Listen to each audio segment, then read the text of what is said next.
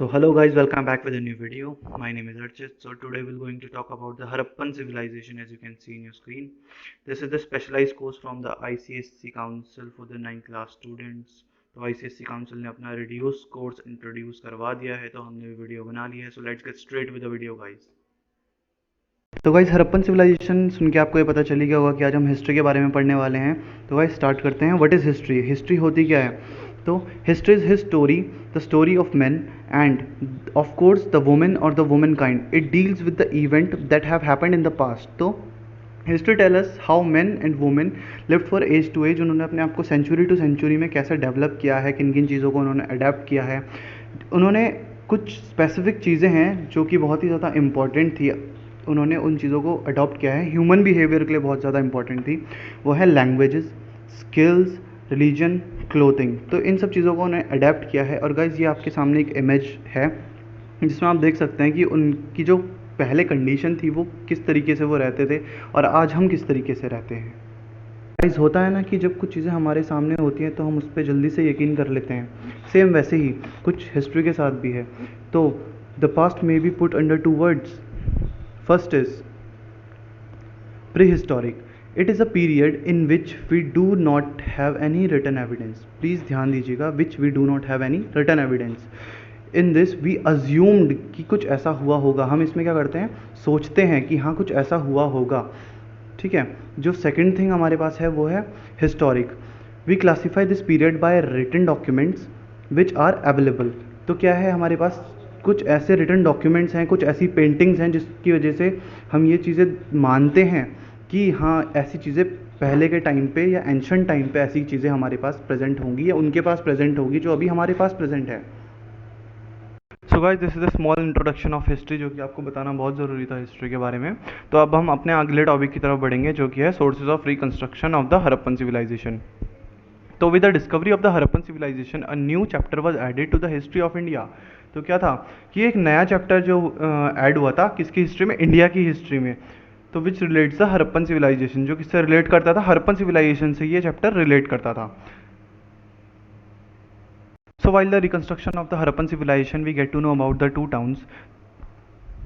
The first is Mohenjo-daro. It is discovered in 1922 by R.D. Banerjee, and the another town is Harappa. It is discovered in 1921 by Daya Ram Sahani. तो guys जो हरप्पा है ये first discover हुआ था, ये मोहनजोदारो से पहले discover हुआ था. तो इसीलिए हरप्पन सिविलाइजेशन का नाम इसके नाम पे पड़ा है, हरप्पा और हरप्पन सिविलाइजेशन. और जो इंडस वैली सिविलाइजेशन जो नाम पड़ा है वो इनके जो नियर बाय पे रिवर फ्लो करती थी जो कि इंडस रिवर थी, तो उसके उसमें इसका नाम पड़ा है Indus valley civilization. Next topic start करने से पहले प्लीज़ आप इस वीडियो को लाइक कर दीजिए, इस पर कमेंट कर दीजिए. अगर आपको कहीं पे भी कुछ भी डाउट हो रहा है या आपको कुछ पूछना है तो आप मुझे इंस्टाग्राम में भी मैसेज कर सकते हैं. आप इस पर भी कमेंट करके मुझे कुछ सजेशन दे सकते हैं अगर आप इंस्टाग्राम यूज़ नहीं करते हैं तो. और प्लीज़ गाइस चैनल को सब्सक्राइब कर दीजिए. बाकी वीडियोज़ भी देखिएगा 9th क्लास स्टूडेंट्स के लिए. बहुत अच्छी और केमिस्ट्री की वीडियोज़ हमने 2 और अपलोड की हैं इस वीडियो से पहले. तो गाइज़ जो अब हमारा नेक्स्ट टॉपिक होने वाला है वो होने वाला है द मेजर रिकवरीज़ की. जो हरप्पन सिविलाइजेशन था इसमें हमारे पास मेजर रिकवरीज़ किस किस चीज़ों की थी. तो जब सबसे पहले हम बात करने वाले हैं द ग्रेट बात, तो ये कहाँ, मोहनजोदारो में इसकी रिकवरी हुई थी. दूसरा है सिटाडेल. तो कि सिटाडेल होता क्या है, और सील्स के बारे में हम यहाँ पे पढ़ेंगे. जो एंशंट राइटिंग होती है उसे हम सील्स बोलते हैं. हम डिटेल में इसको आगे पढ़ेंगे. सील्स के हमारे पास कुछ पार्ट्स भी होंगे जैसे कि एनिमल सील. तो एनिमल सील करके वो लोग बनाया करते थे, तो हम वो भी देखने वाले हैं आगे. फिर हम इंपॉर्टेंस ऑफ सील पढ़ेंगे कि जो सील की इंपॉर्टेंस है हमारी लाइफ में वो क्या है. फिर है बेडेड मैन, फिर है डांसिंग गर्ल. उसके बाद हम पढ़ने वाले हैं mother goddess, dockyard, Harappan script, urban planning के सब पार्ट्स हैं हमारे पास. तो सबसे पहला है वो है द स्ट्रीट. उसके बाद जो आएगा द ड्रेनेज सिस्टम. उसके बाद जो आएगा कि डिक्लाइन ऑफ हरप्पन सिविलाइजेशन, जो हरप्पन सिविलाइजेशन का अंत कैसे हुआ. तो गाइस ये इस जो चार्ट में आपको दिखा रहा हूँ ये सब हम आगे पढ़ने वाले हैं. तो गाइस हमारा फर्स्ट टॉपिक है द ग्रेट बाथ. जी हाँ, आप एक स्विमिंग पूल की फ़ोटो देख रहे हैं. इस समय मैं थोड़ा जूम करके दिखा देता हूँ आपको. तो जो एंशंट टाइम के हरप्पन सिविलाइजेशन के लोग थे उनके पास उनका एक खुद का स्विमिंग पूल था. तो इससे ज़्यादा शॉकिंग बात क्या हो सकती है. मैं तो गाइस शॉक हो चुका हूँ. तो the most majestical structure that was unearthed at the Mohenjodaro was the great bath. तो जो सबसे ज़्यादा मेजेस्टिकल स्ट्रक्चर था जो कि एक मेजेस्टिकल को गाइज हिंदी में इसका मीनिंग होता है भव्य, ठीक है। तो जो एक मेजेस्टिकल स्ट्रक्चर था जो अनअर्थ हुआ था मोहनजोदारो से, उसको द ग्रेट बाथ का नाम दिया गया था, जिसने इसको ढूंढा था, जिसने इसकी डिस्कवरी की थी। It consist of an open quadrangle which open verandas on its fourth side and at the back of the three of the verandas various galleries and rooms are presented there. तो guys क्या था कि जो क्वाड्रेंगल्स होते हैं, तो मैं आपको पहले क्वाड्रेंगल समझाता हूँ कि होता क्या है क्वाड्रेंगल। तो when, as you know guys, when we join 4 point in a shape of a square is prepared a quadrangle। जो 4 points को हम join करते हैं एक स्क्वायर की शेप में, स्क्वायर की शेप में, तो वो क्या बनता है, एक क्वाड्रेंगल बन जाता है। तो जैसे आप ये देख रहे हैं द ग्रेट बाथ था, तो इसके चारों तरफ ऐसे 4 वरांडास थे, क्वाड्रेंगल शेप में 4 वरांडास थे, और जिनमें से 3 के पीछे गैलरीज और रूम्स हुआ करते थे। तो हम नेक्स्ट पॉइंट की तरफ बढ़ेंगे फिर। There was a large swimming enclosure in the center of the quadrangle which was 12 meter long, 7 meter wide and 2.5 meter deep। तो जो ये ग्रेट बाथ था, जो इसकी लेंथ और ब्रेथ इसमें बताई गई है, तो 12 मीटर क्या था, ये लॉन्ग था, और 7 मीटर ये वाइड था, और 2.5 मीटर ये डीप हुआ करता था उस टाइम पे। तो गाइस फिर हमारा नेक्स्ट पॉइंट है, the pool was filled with water taken from a well situated near by. तो ये जो ग्रेट बाथ था, जो इसमें पानी भरा जाता था, वो कहाँ से भरा जाता था, इसके नियर बाय में एक वेल सिचुएटेड था, तो वहाँ से वो लोग इस पर पानी भरा करते थे। They do periodic cleaning of the pool, भी उसकी पीरियोडिक क्लीनिंग करते थे। पीरियोडिक क्लीनिंग कैसे होती है गाइस, जैसे वीकेंड्स में 7 दिन में एक बार होती है, 15 दिन में एक बार होती है, या महीने में एक बार की जाती है periodic cleaning. The wall of the pool were made up of special brick and gypsum mortar. तो गाइस जो वॉल बनी है वो स्पेशल ब्रिक से बनी है और जिप्सम मोर्टार से बनी है। जो जिप्सम मोर्टार क्या होता है ना, वो एक स्पेशल तरीके का कंपाउंड होता है, तो उससे जो पानी होता है ना वो लीक नहीं होता है। तो जैसे कि नेक्स्ट पॉइंट आप पढ़ रहे हैं, and it is water tight too. तो ये क्या था, वाटर टाइट था, इससे पानी लीक नहीं होता था। तो ये कुछ एक इमेज है, आप देखिए कितना क्लीन पानी है, तो आप इससे पता कर लगा सकते हैं कि वो पीरियोडिक क्लीनिंग जो करते थे वो कितनी ज़्यादा सक्सेसफुल होती थी इसमें। Let's continue with the next topic guys। Sedatal is our next topic। तो जैसे कि आप देख रहे हैं सेडेटल, तो किसी किसी के ब्रेन में ये चीज़ें आ गई होगी कि सेडेटल होता क्या है, मतलब दिखता कैसा है, और जिसको अभी भी नहीं पता चला है कि सेडेटल क्या होता है, तो here is the image of seated. तो ये जो दिख रहा है ना आपको, ये एरिया, इसको सेडेटल बोलते हैं। तो आइए इसकी डेफिनेशन पढ़ते हैं कि होता क्या है और किस काम में आता है। It is kind of a castle which is place in race ground. तो क्या है कि ये एक टाइप का कैसल है, इसको काइंड ऑफ हम बोल सकते हैं कि ये कैसल है, ये रेस ग्राउंड में इसको बनाया जाता है। तो ये क्या होता है कि जो अपर रूलिंग क्लास होती है ना, ये उनको दिया जाता था। तो ये रूलिंग क्लास में जैसे कि प्रीस्ट हो गए, ब्राह्मण्स हो गए, ये उन लोगों के अंडर में आता था, ये वो लोग रहते थे यहाँ पे। और बाकी इसको दूसरों से मतलब थोड़ा अलग दिखाने के लिए, उन लोगों को अलग दिखाने के लिए, जैसे एक विलेज है उसमें एक सिडेटल है, तो ये सिडेटल उन लोगों से अलग था जो विलेज में रहते थे, था उसी का पार्ट बट था अलग, ठीक है गाइस। तो यहाँ पे भी बहुत ज़्यादा जिसे बोलते हैं माना जाता था कि कास्ट को, कि अपर कास्ट ऐसे रहेंगी और लोअर कास्ट ऐसे रहेंगी, जो कि बहुत बुरी बात है। तो हम नेक्स्ट टॉपिक की तरफ बढ़ते हैं। तो it was also an important evidence that prove the Harappan civilization was an urban civilization. तो गाइस आप देख सकते हैं कि ये कासल में जो लोग रह रहे हैं, तो ऑब्वियसली बात है गाइस, वो एक रूरल जो एरिया है उससे वो नहीं बिलोंग करेंगे, वो एक अर्बन एरिया से बिलोंग करेंगे। और गाइस जो हरप्पन सिविलाइजेशन के लोग थे वो बहुत ही ज़्यादा अर्बन हुआ करते थे उस टाइम पीरियड के हिसाब से। Guys, after Sedatal we have seals as our next topic। It is considered as the most important valuable information of the Harappan civilization। तो क्या हरप्पन civilization का एक बहुत important और valuable हिस्सा है जिसे हम seals बोलते हैं, जो कि हमें हरप्पन civilization से related बहुत सारी information हमें बताता है। These are usually square in shape। तो square shape में होते हैं, एंड oblong, जैसे कि आप देख रहे हैं एक स्ट्रेट लाइन है, oblong इसे बोलते हैं, and made up of terracotta and Ivory. तो ये किससे है, स्क्वायर शेप में और oblong शेप में होता है, और बेसिकली किस चीज़ से ये बनता है, ये टेराकोटा से और आइवरी से बनाया जाता है। तो इसे क्या बोलते हैं, सील बोलते हैं। Guys let's talk about animal seals. तो एनिमल सील्स होता क्या है? तो हरप्पन सिविलाइजेशन में कुछ सील्स ज़मीन के नीचे से मिली थी जो खोदा गया था, तो उनमें से जो सील्स मिली थी तो उसमें एनिमल फिगर बनी हुई थी जो कि दिखने में बिल्कुल एनिमल्स की तरह दिखती थी। तो आइए उसमें से देखते हैं जो बेस्ट जो उनमें से निकल के आई थी वो बेस्ट क्या क्या थी। तो सबसे पहले हम बात करेंगे हम्प्ड बुल की। तो ये देखिए, ये है हम्प्ड बुल की पिक्चर। जैसे कि आप देख रहे हैं, ये पूरा एक हम्प्ड बुल है और इसमें छोटी से छोटी उन्होंने बारीकियां दिखाई गई हैं इसमें। तो जो नेक्स्ट है उसके बाद वो है द बफलो। गाइस मैं जूम कर देता हूँ इमेज को। तो ये है द बफलो, बफलो की पिक है। आप देख सकते हैं ये बफलो के हॉर्न्स, ये पूरा बफलो का बॉडी है। तो उन्होंने बहुत ही अच्छे तरीके से इसको सील को बनाया है। तो हमारी जो नेक्स्ट सील है वो है यूनिकॉर्न सील। तो गाइज़ यूनिकॉर्न सील आप देख के थोड़ा सी हैरान हो जाओगे। हाँ मुझे पता है ये परियों की कहानियों की तरह तो बिल्कुल भी नहीं है। यूनिकॉर्न मतलब आपने ऐसा सोचा था पंख और घोड़े में जो है उसके सींग से निकले हुए हैं, एक सींग निकला हुआ है वो उड़ता है, ऐसा कुछ भी नहीं है गाइज़। हाँ तो उस टाइम पे कुछ ऐसी जीव को यूनिकॉर्न बोला जाता था। तो यह है यूनिकॉर्न सील। तो guys the next seal is the Shiva Pashupati seal. तो गाइज ये one of the most important seals में से माना जाता है हरप्पन सिविलाइजेशन के। तो इट डिपिक्ट्स, तो इट डिपिक्ट्स का मतलब होता है इट शोज़, ठीक है। It shows the three face deity. Deity का मतलब क्या होता है गाइज? जो देवी देवता बोलते हैं ना, गॉड गॉडेस, उसको डीटी बोला जाता है, ठीक है। तो the three face deity seated in a यौगिक पॉइस्चर।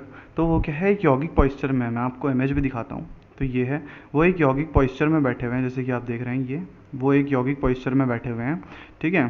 तो और उनकी जो ड्रेस है वो कैसी है, वो हॉर्न हेड ड्रेस पहनते हैं। तो जो उनकी ड्रेस है, इस ड्रेस को, ये जो ड्रेस उन्होंने पहनी हुई है, इस ड्रेस को हॉर्न हेड ड्रेस बोलते हैं। और क्या है, सराउंडेड बाय द एनिमल्स। तो क्या है, सराउंडेड है एनिमल से, वो घिरे हुए हैं एनिमल से। तो ये बहुत ही ज़्यादा इंपॉर्टेंट सील में से एक है गाइस हरप्पन सिविलाइजेशन की, जिसको हम बोलते हैं द शिवा पशुपति सील। तो guys our next topic is importance of the seal. तो गाइज ये हमें बताता है कि आज की सेंचुरी में सील्स की क्या इंपॉर्टेंस है, हमें क्या जानने को मिलता है इन सील से। तो हमारा फर्स्ट पॉइंट है, we get to know about the dresses, ornament, hair styles of the people. तो हमें क्या पता चलता है, उनके ऑर्नामेंट्स के बारे में, उनके हेयर स्टाइल्स के बारे में, उनकी ड्रेसेस के बारे में पता चलता है, ठीक है। तो जो हमारा नेक्स्ट पॉइंट है वो क्या है कि we also get to know about the animal they use. तो वो किस टाइप के एनिमल यूज़ करते थे उस टाइम पे, जैसे वो जिन जिनकी फ़ोटो बनाते थे। तो हमें ये पता चलता है कि हाँ, जिनकी फ़ोटो सील्स में बनाते थे वो आज के टाइम पे है या नहीं है, उनके टाइम से वो एनिमल्स प्रेजेंट हैं इस अर्थ पे। तो जो एनिमल्स हैं, जैसे कि हम्प्ड बुल मैंने आपको दिखाया था, बफेलो मैंने आपको दिखाया था, यूनिकॉर्न मैंने आपको दिखाया था, तो वही कुछ एनिमल्स हैं, ठीक है।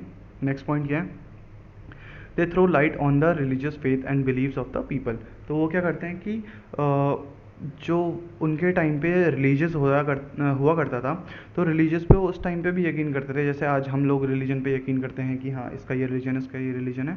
तो और वो क्या करते हैं, फेथ करते थे एक दूसरे के ऊपर। तो हम भी जैसे आजकल एक दूसरे के ऊपर फेथ करते हैं एज अ ह्यूमन बींग, तो वो भी सेम उसी तरीके से करते थे। तो हमें ये चीज़ बताता है कि उन लोगों पे और हम लोगों में कुछ ज़्यादा डिफरेंस नहीं था।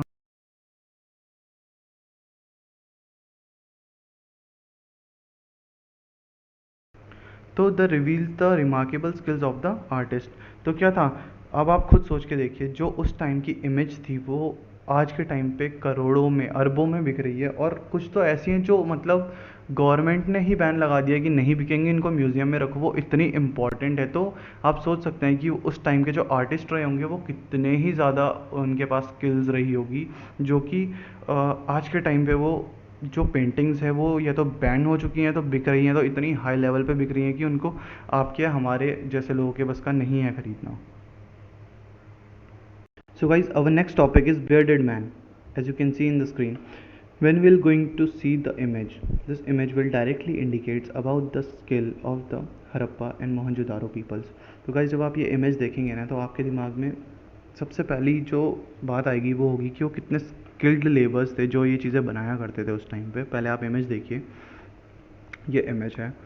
और अब The stone statue of a noble bearded man suggests that the people of Harappa and Mohenjo-daro must have been clever craftsmen. तो ये चीज़ें बोली जाती हैं कि जो वहाँ के लोग थे वो कितने ज़्यादा क्लेवर क्राफ्टमैन था, वो आप उनकी क्राफ्ट देख के ये चीज़ बता सकते हो कि जो ये एक स्टोन से उन्होंने स्टैचू बनाया है, ये कितना ही मतलब इसकी बियर्ड देखिए, पूरी प्रॉपरली ट्रिम्ड बियर्ड है इसके जो लेफ़्ट हैंड में जो ये शॉल है जो कि राइट हैंड के अंडर कवर कर रहा है इसको, तो ये इतना अच्छी तरीके से इन्होंने बनाया है डिज़ाइन इसके ऊपर वो करके। तो ये दिखाता है कि उस टाइम के जो लेबर्स थे वो कितने ज़्यादा स्किल्ड थे और उनकी जो क्राफ्टमैनशिप थी वो कितनी अच्छी थी। We'll move towards the next topic, which is the dancing girl. तो one of the most valuable masterpiece of the Harappan civilization is dancing girl. तो गाइज क्या था ना कि जो हरप्पन सिविलाइजेशन था उसका जो मोस्ट वैल्यूएबल मास्टरपीस हुआ करता था वो जो अभी भी प्रेजेंट है वो है डांसिंग गर्ल। तो गाइज जो ये डांसिंग गर्ल है ना, ये एक ब्रोंज़ के मेटल में बनाया गया था, मतलब एक ब्रोंज़ के मेटल में इसको ऐसे शेप किया गया था जो डांसिंग गर्ल जैसा दिखे। तो इसको ऐसे पॉस्चर में बनाया गया था कि एक डांसिंग गर्ल जैसा दिखे। ठीक है गाइज, उससे पहले मैं आपको ये इमेज दिखाना चाहता हूँ। तो ये इसकी इमेज है। अब जो हमारा नेक्स्ट पॉइंट है वो इस इमेज को एक्सप्लेन करने वाला है। On that figure her right hand were on her हिप्स in a dancing pose. तो क्या दिखाता है कि जो उसका राइट हैंड है वो उसके हिप में है और वो क्या है कि एक डांसिंग पोस्चर में वो खड़ी हुई है। ठीक है। She is wearing necklace on her left arm is covered with bangles. तो क्या है वो उसने एक नेकलेस पहना है और क्या है जो उसका लेफ्ट आर्म है वो कवर्ड है किससे, बैंगल से, जो कि किससे बना है, आइवरी और बोन से बना है। ठीक है। हर हेयर वर नीटली फैशनड। तो क्या है उसके जो हेयर हैं वो फैशनड, अच्छे फैशनड वे में उसने बांधे हुए हैं। कैसे, एक बन की तरह बांधे हैं, in the form of a बन, जैसे कि लड़कियां बन बांधती हैं ना, सेम वैसे ही उसने भी अपने बाल बांधे हुए हैं, जैसे कि आप यहाँ पे देख सकते हैं। तो इस इमेज को कुछ ऐसा बनाया गया था और बहुत ही ज़्यादा वैल्यूएबल मास्टरपीस माना जाता है हरप्पन सिविलाइजेशन का। Guys, our next topic is mother goddess. Worship of female deity identified as the mother goddess. तो क्या है वहाँ पे जो फीमेल डाइटी थी, जैसे मैंने डाइटी का आपको बताया, देवी देवता जिसे बोलते हैं, तो फीमेल डाइटी मतलब गॉडेस थी, identified as the mother goddess. तो उनको क्या मदर गॉडेस का जिसे बोलते हैं दर्जा दिया गया था वहाँ पे, जो कि क्या था, फेमस था वहाँ के पीपल्स में। It is made up of a terracotta. तो किससे बना हुआ था, टेराकोटा से बना हुआ था। सी द इमेज, ये देखिए, ये टेराकोटा से बना हुआ है पूरा। So this is mother goddess. Move towards our next topic which is dockyard. तो गाइस, डॉकयार्ड सुन के आपके मन में इमेज आ चुकी होगी कि हम किस चीज़ के बारे में बात कर रहे हैं। डॉकयार्ड बिल्कुल वही होता है, पोर्ट्स, शिप्स जहाँ पे पार्क किए जाते हैं। ठीक है ना, शिप्स जहाँ पे बनते हैं। तो it is surrounded by a massive brick wall. तो मैसिव का मतलब क्या होता है, वेरी बिग। तो वो सराउंडेड था किससे, बहुत बड़ी बड़ी ब्रिक वॉल से वो सराउंडेड था। इट वॉज डिस्कवर्ड एट लॉथल इन गुजरात। जो जो डॉकयार्ड था ना उन लोगों का, वो कहाँ पे था, वो लॉथल में था, जो कि लॉथल कहाँ है, इस समय गुजरात में है। ठीक है गाइस। तो जो हमारा नेक्स्ट पॉइंट है उसके बाद, it shows that they having their own port. तो ये क्या दिखाता है कि उनके पास खुद का पोर्ट था, एक उनके पास एक खुद का डॉकयार्ड था, जो कि बहुत ही बड़ी बात थी उस टाइम के लिए। ठीक है ना। और वो बहुत ही ज़्यादा अर्बन वे में रहते थे, जैसे कि आप यहाँ पे देख सकते हैं कि उनके जो घर थे, मतलब यहाँ पे आसपास घर बने हुए हैं। उसके बाद यहाँ पे ट्रेड भी चल रहा है, इवन ट्रेड भी चल रहा है। तो गाइज ये दिखाता है कि वो लोग कितने ही ज़्यादा मतलब एक अच्छी लाइफ अपनी स्पेंड कर रहे थे। So our next topic is Harappan script. तो देखते हैं, पता करते हैं हरप्पन स्क्रिप्ट क्या है। ठीक है गाइज। तो the Harappan invented the art of writing like the ancient Mesopotamia. तो जो एंशंट मेसोपोटामिया के लोग जैसा लिखा करते थे ना, तो वैसे ही जो हरप्पन पीपल्स थे उन्होंने भी सेम वैसे ही इन्वेंट किया कि वो सेम उसी तरीके से आर्ट ऑफ राइटिंग उनका क्या था, सेम वैसे ही था जैसे एंशंट मेसोपोटामिया के लोग लिखा करते थे। ठीक है गाइज। तो इसको क्या बोला जाता है कि इसको इंडस स्क्रिप्ट भी बोला जाता है। जैसे कि मैंने आपको बताया था ना, हरप्पन सिविलाइजेशन को हरप्पन सिविलाइजेशन क्यों बोला जाता था, क्यों, क्योंकि वो सबसे पहले मिला था। हरप्पा जो था वो सबसे पहले मिलने वाला टाउन था, तो इसलिए उसका नाम हरप्पन सिविलाइजेशन पड़ गया था। तो इंडस वैली सिविलाइजेशन क्यों पड़ा, क्योंकि उनके जो नियर बाय में जो रिवर फ्लोट करती थी, तो वो इंडस रिवर थी, तो इसीलिए उसका नाम पड़ा इंडस वैली सिविलाइजेशन। तो ऐसे ही हरप्पन स्क्रिप्ट और इंडस स्क्रिप्ट, इसका नाम ऐसे पड़ गया, ठीक है। तो our next topic is there was similarly inscription have been found engraved over the copper table with figure of men and animals। तो गाइज जब वहाँ डिस्कवरी की जा रही थी तो वहाँ पे कॉपर टेबल्स मिले थे और कॉपर प्लेट्स मिली थी, जिसमें क्या था कि लिखा हुआ था, एक लिखा भी नहीं बोल सकते गाइज उसको, वो एक फिगर बने हुए थे, जो कैसे फिगर थे, वो मेन और एनिमल्स के फिगर थे, जैसे कि मैं आपको अभी दिखाने वाला हूँ। कुछ ऐसे कॉपर टेबल्स मिले थे जिनमें उन्होंने ऐसे कुछ लिखा हुआ था। तो गाइज अब हम चलते हैं अपने नेक्स्ट पॉइंट की तरफ, जो कि है some scholars are said that writing was generally for. तो क्या था, वो जो लोग थे वो क्या करते थे, वो लिखते थे, कैसा लिखते थे, लेफ्ट टू राइट लिखते थे, बट इन सम केस वो वाइस वर्सा लिख देते थे उसको, ठीक है, कि जैसे लेफ़्ट टू राइट हम लिखते हैं तो उसको राइट टू लेफ़्ट लिख देते थे, बॉटम टू अप लिख देते थे, ऐसे करके। पिक्टोरियल स्क्रिप्ट, तो गाइस पिक्टोरियल स्क्रिप्ट क्या होती है, जो पिक्चर्स बनी हुई होती है ना, जैसे मैंने आपको अभी दिखाया था वो बुल्स वगैरह, ये सारी पिक्चर्स, तो कुछ ऐसी राइटिंग जो कि अभी तक पढ़ी नहीं गई हों, वो ही है ये पॉइंट का मतलब। Pictorial script has not been deciphered, तो वो पिक्टोरियल स्क्रिप्ट अभी तक समझी नहीं गई हैं, अभी तक पढ़ी नहीं गई हैं किसी के भी माध्यम से पूरी। तो गाइज़ ये इमेज है जैसे कि मैं आपको बता रहा था, तो ये देखिए, जैसे एक ये इमेज है, ये एक एनिमल बोल रहा हूँ सॉरी, एक ह्यूमन बीइंग की तरह है, ये एक फ्लैग की तरह इमेज है, ये एक प्लांट की तरह इमेज है, ये हाफ सन, तो ऐसी बहुत सारी इमेजेस हैं जो कि ये इंडिकेट करती हैं हरप्पन स्क्रिप्ट की अभी तक नहीं क्लियरली किसी ने पढ़ी है। और next topic is urban planning. The first point is the ruins. तो गाइज पबजी याद मत करना, ठीक है, रुइंस से अभी यहाँ ध्यान लगा लो, उसके बाद पबजी खेलना। तो of the sites reveals that the Harappan peoples was primarily urban and their city were designed skilfully. जो उनकी सिटी थी ना वो बहुत ही ज़्यादा स्किलफुली डिज़ाइन हो रखी थी, और वो जो लोग थे ना वो बहुत ही ज़्यादा अर्बन थे। तो जब ये सब चीज़ें वहाँ जो टूटा फूटा भंगार वगैरह सब, मतलब जितनी भी टूटी फूटी दीवारें थी सब कुछ था, तो उनको जब देखा गया, उनको डिस्कवरी जब धीरे धीरे पता चला, तो उनको ये पता चला कि वो लोग बहुत ही ज़्यादा अच्छी तरीके से अपनी लाइफ वहाँ पे स्पेंड कर रहे थे। तो कुछ ऐसा वहाँ पे मिला था जब डिस्कवरी शुरू की गई थी, और बाद में एज्यूम किया गया कि वो कुछ ऐसा दिखता होगा, ठीक है guys. Our next topic is the street. It is a subtopic of urban planning. The first point is it divide the city into square and rectangular blocks। तो गाइज वो क्या करता था कि जो सिटी थी ना उनकी, वो स्ट्रीट्स जब बनी उनकी, तो उन्होंने जितने घर हैं ना उनके, वो स्क्वायर और रेक्टेंगुलर ब्लॉक्स में डिवाइड हो गए। उसकी इमेज आपको नीचे जब सारे पॉइंट्स ख़त्म हो जाएंगे तब दिखेगी, ठीक है। नेक्स्ट पॉइंट में आ जाते हैं हम लोग। They are divided into number of lanes. जो जो उनका एरिया था उन्होंने उसको अलग अलग लेन्स पे डिवाइड कर दिया था। तो जो उनकी स्ट्रीट थी ना वो बहुत वाइड थी, 33 फुट उनकी स्ट्रीट जो थी वो वाइड हुआ करती थी। ये मैं आपको नॉलेज देने के लिए बता रहा हूँ गाइस, इसमें ऐसा लिखा नहीं है मैंने, ठीक है।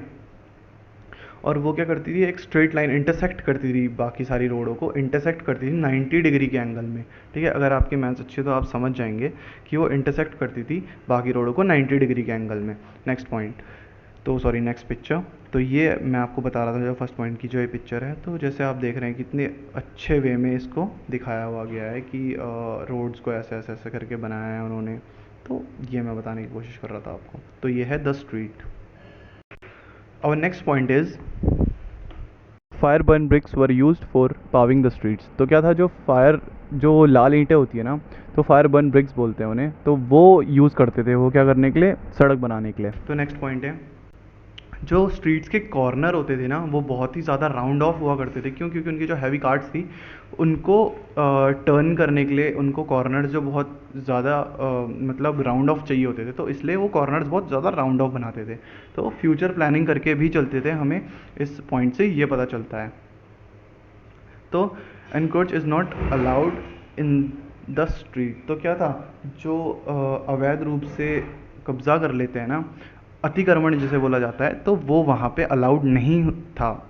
तो ये मैं आपको एक पिक्चर दिखा रहा हूँ कि कुछ ऐसे करके उनकी स्ट्रीट्स हुआ करती थी और कुछ ऐसे करके सिमेट्रिकली वे में अपने आप को अपने घरों को बनाते थे ताकि कोई प्रॉब्लम ना हो किसी भी चीज़ में. So our next subtopic is the drainage system. जी guys, drainage system one of the most important topic of the Harappan civilization, the drainage system. तो उनके टाइम पे ड्रेनेज सिस्टम था गाइस. आज के टाइम पे भी बहुत सारी जगह ऐसी हैं हमारे इंडिया में जहाँ पे ड्रेनेज सिस्टम अभी तक नहीं है, बट उनके टाइम पे ड्रेनेज सिस्टम हुआ करता था.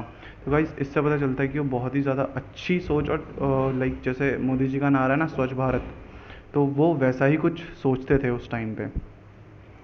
तो first point is unique feature of the city elaborate draining system. तो क्या था, तो ये एक यूनिक सिस्टम था सिटी का, ठीक है, जिसको ड्रेनेज सिस्टम बोला जाता है. नेक्स्ट पॉइंट, तो गाइज हर एक स्ट्रीट के साइड में एक चैनल था ड्रेनेज सिस्टम का, जिसकी वजह से क्या है, अगर पानी भर रहा है तो वो उस चैनल में जाएगा, ना कि स्ट्रीट में फ्लो करेगा, ठीक है. जिसकी वजह से क्या है, स्ट्रीट अच्छी और साफ़ सुथरी रहेगी और गंदगी भी कम होगी. तो हमारा जो नेक्स्ट पॉइंट है, जो हाउस की ड्रेनेज थे ना, जो हाउस का ड्रेन जाता था, जितना भी गंदा जाता था, वो अंडरग्राउंड कनेक्शन था उसका. जो सिटी के बाहर कोई ड्रेनेज सिस्टम होगा ना, बड़ा सा ड्रेन, तो वो उस मेन ड्रेन में जाके मिल जाता था. तो वो इतने ज़्यादा हाईटेक थे वहाँ पे. तो ये एक फ़ोटो देखिए आप, जैसे मैंने अभी आपको बताया स्ट्रीट के साइड में चैनल हुआ करते थे, तो ये कुछ ऐसा ही है, घरों के साइड से ऐसे चैनल निकला करते थे. तो ये था guys drainage system. So guys our last topic is decline of the Harappan civilization. तो गाइज हमारे पास कोई भी एक क्लियर एविडेंस नहीं है ये बताने के लिए कि हाँ हरप्पन सिविलाइजेशन किस वजह से ख़त्म हुआ है. तो जो फिलोसोफर्स थे, साइंटिस्ट थे, उन्होंने कुछ एविडेंस बताए थे जो कि मतलब कंफर्म नहीं है, वो जस्ट अज्यूम कर रहे थे कि हाँ ये हो सकता है. तो उसमें से एक है अर्थक्वेक. तो जो अर्थक्वेक है वो ऐसा बोला जाता है कि जो ये पूरा हरप्पन सिविलाइजेशन था, बेसिकली हम बोलते हैं इंडस एरिया, तो वो एक सेस्मिक जोन के ऊपर था. सेस्मिक जोन वो जोन होता है जहाँ पे अर्थक्वेक का इम्पैक्ट बहुत ही ज़्यादा पड़ता है, तो उसकी वजह से डिज़ास्टर वहाँ पे हो गया और वो ख़त्म हो गया पूरा, ठीक है. सेकंड में हम आते हैं फ्लड्स में. जो इंडस रिवर थी वो बोला जाता है कि वो ओवरफ्लो हो गई थी, तो या फिर उसका जो पाथ था वो बदल गया था, तो जिस वजह से वो जो ये गांव थे उनके अंदर घुस गई थी, तो वहाँ सब कुछ डैमेज करके चली गई, ठीक है. So guys our next point is an invasion. तो ये इन्वेजन क्या होता है, बेसिकली ये एक अटैक होता है, मॉब अटैक होता है जो एनिमीज़ करते हैं. तो बोला जाता है कि शायद एनिमीज़ ने यहाँ पे मॉब अटैक किया हो, जिसके थोड़े बहुत स्केलेटन्स यहाँ पे दिखे हैं, और उन्होंने सब लोगों को मार के और यहाँ जो एरिया है ये पूरा तोड़ दिया हो, ठीक है गाइस. उसके बाद फिर है next point, ecological crisis cause by the deforestation. तो गाइज वो अपनी हर एक नीड को पूरा करने के लिए क्या करते थे, पेड़ काटना शुरू कर देते थे. तो इसकी वजह से हो सकता है कि वहाँ पे ड्रॉट हो गया हो, या ऐसी कोई सिचुएशन आ गई हो, भूखमरी जैसे पेंडेमिक हो गया हो, जैसे आजकल कोरोना वायरस का बहुत ही ज़्यादा चल रहा है, ठीक है. तो ऐसी कुछ वहाँ पे हो गया हो, तो इस वजह से वहाँ के लोग मर गए हैं. तो ये ऐसी कुछ चीज़ें हैं जो बताई जाती हैं कि इसकी वजह से डिक्लाइन हो गया था हरप्पन सिविलाइजेशन पूरा का पूरा. Thank you for watching the video guys. तो please like, share and subscribe. Channel को सब्सक्राइब कर दीजिए, वीडियो को लाइक कर दीजिए, शेयर कर दीजिए अपने दोस्तों के साथ अगर आपको ये वीडियो अच्छी लगी हो तो. और मुझे नेक्स्ट वीडियो के लिए आप कमेंट करके बता सकते हैं. अगर कोई पॉइंट हो आपको समझ नहीं आ रहा हो तो मैं उसके ऊपर वीडियो बना दूंगा हिस्ट्री की. और अगर आप चाहते हैं मैं नेक्स्ट चैप्टर के ऊपर भी वीडियो बनाऊं तो प्लीज़ कमेंट कर दीजिए. कुछ समझ नहीं आ रहा है आपको, कुछ पूछना है आपने, तो आप मुझे इंस्टाग्राम में भी फॉलो कर सकते हैं. आप मुझे वहाँ मैसेज करके बता सकते हैं. अगर आप नहीं कर रहे हैं इंस्टाग्राम यूज़ तो आप मुझे कमेंट करके बता सकते हैं. Thank you so much guys.